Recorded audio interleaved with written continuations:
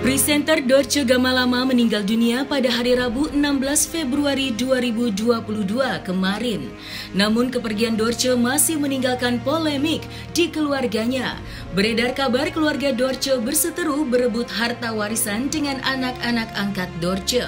Husni Tanjung selaku kuasa hukum keluarga Dorce memberikan pernyataan tegas mengenai harta warisan Dorce. Ia meminta anak-anak angkat Dorce untuk mengembalikan surat warisan Dorce kepada keluarga kandung Dorce Gamalama. Dari polemik yang sedang terjadi di keluarga Dorce, banyak sejumlah pihak yang menyayangkan permasalahan tersebut.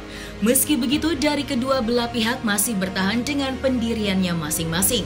Maka beginilah pernyataan keluarga Dorce Gamalama perihal harta warisan yang kini sedang diperebutkan. Sejak awal anak-anak angkat mama tidak dekat dengan kami. Tidak ada kedekatan yang erat dengan kami, memang tidak. Tapi kami adalah silaturahmi sesekali. Mungkin ya, kalau saya kan ini kemungkinan aja, karena kan memang pada dasarnya itu mama kan selalu ngomong ya, nggak cuma sama anak angkat tapi di media juga selalu bicara bahwasanya mama itu tidak dekat dengan keluarga, bahwasanya mama itu jauh dari saudara-saudara gitu. Tapi kalau menurut kami dari pihak keluarga itu hanya omongan mama di mulut saja, hatinya tidak. Karena nyatanya mama itu selalu ada buat kami gitu. Mama selalu menanyakan keberadaan kami, mama selalu menanyakan kakaknya ada di mana. Terus kalau ada acara di keluarga itu mama selalu ikutan gitu. Kemudian juga kalau mama ada acara, bikin acara apa, kami selalu dipanggil, abangnya yang di luar kota selalu diajak ikut serta gitu. Berarti kan itu hanya omongan di mulut saja gitu, tapi dalam hatinya tidak gitu. Ya mungkin karena mama sering bicara seperti itu sehingga anak-anak juga terdoktrin mungkin ya, bahwasanya tidak dekat dengan keluarga. Jadi langkah kami ingin mengklarifikasi pada si email, dasar apa menyatakan bahwasanya anak angkat diprioritaskan dari wasiat. Karena wasiat itu tidak tadi kita jaminkan bahwasanya wasiat itu di luar konteks daripada hukum. Kalau di luar konteks hukum seharusnya yang diutamakan apa? Keluarga saudara. Tapi saya tengok selama ini kenapa anak angkat yang selalu dibicarakan untuk mendapatkan porsi. Padahal porsi itu sudah jelas, hanya sepertiga. Jadi kalau misalnya nanti kami lihat wasiat itu tidak sesuai dengan porsinya dan total hutang dan total harta yang ada, maka kami akan mengambil langkah hukum. Bisa kami lakukan ke pengadilan agama setempat. Apabila ada unsur rekayasa, kami akan segera melakukan pidana.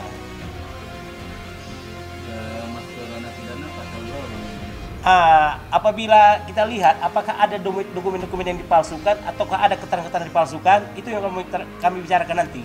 Nanti ya, setelah kami melihat redaksi apa isi wasiat itu.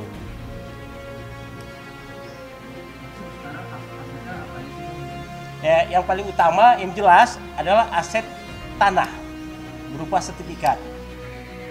Salah satunya yang ada di Bubong Baya, dan satu lagi di Jati Bening. Dan itu surat-surat itu sudah diambil si email pada tanggal 11 November. Dan sampai sekarang kan kita minta, kenapa?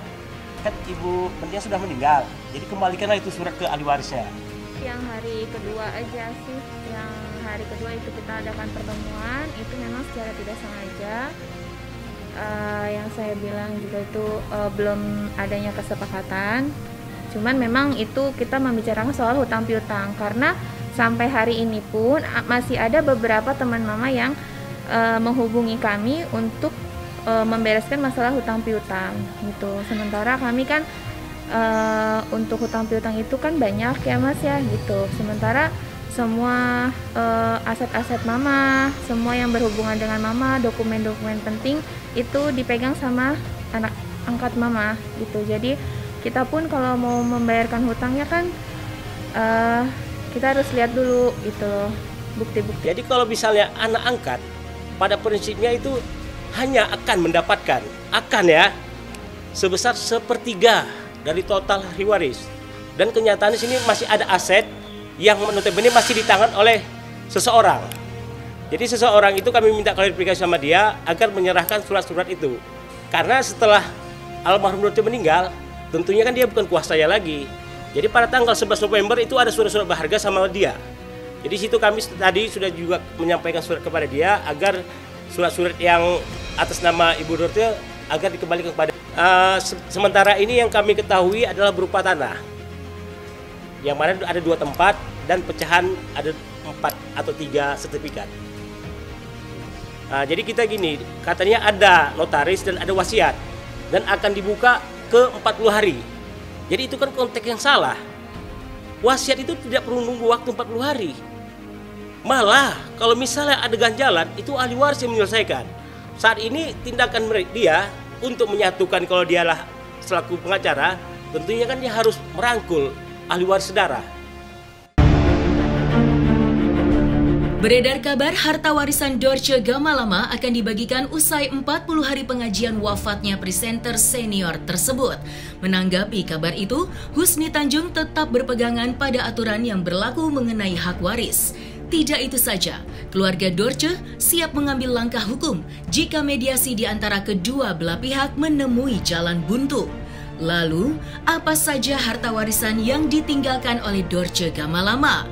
Dan benarkah rumah peninggalan Dorce akan dijual lantaran kisruhnya pembagian warisan di antara keluarga Dorce? Kami bertikat baik aja, tapi jangan mengada-ngada soal wasiat. Ingat, wasiat itu juga perlu pembuktian. Pada saat mendiang membuat wasiat, siapa saksinya? Dan bagaimana mekanismenya? Itu nanti jelas. Salah satu aja, lebih dari 1/3, maka cacat itu wasiatnya. Berarti anak-anak angkat itu hanya mendapatkan 1/3 ya Pak? Hanya 1/3, itu kan berdasarkan wasiat wajibah. Tidak lebih dari itu. Yang betul-betul menerima wasiat itu adalah pihak sedarah. Iya, sedarah yang wajib untuk mendapatkan harta-harta peninggalan kalau ada. Apakah jauh untuk hal seperti itu, tapi yang harus diposisikan oleh pihak anak angkat dan pengacaranya, kalau tidak bisa dibagi secara natural, itu wajib lelang, dijadikan uang. Kenapa? Gak mungkin misalnya ahli waris, aku maunya 1/3 itu yang mana nih, kan gitu. Gak bisa dibagi secara real, paksa secara natural, paksa melalui pelelangan berupa uang. Jadi kalau misalnya ada isu-isu berkembang akan diambil alih, untuk saat ini saya jamin tidak akan itu akan terjadi. Kalau ada pemaksaan kehendak, berarti upaya hukum yang kami mainkan.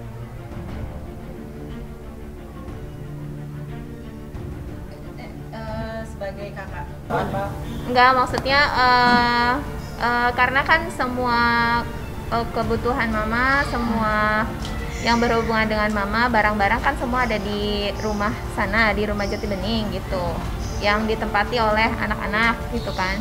Jadi maunya kita itu, kalau kan di hari kedua itu Tante Amel udah bilang kita tunggu ya 40 hari. Oke, kami tunggu 40 hari. Jadi kita maunya kalau ada apa-apa jangan main jalan sendiri gitu.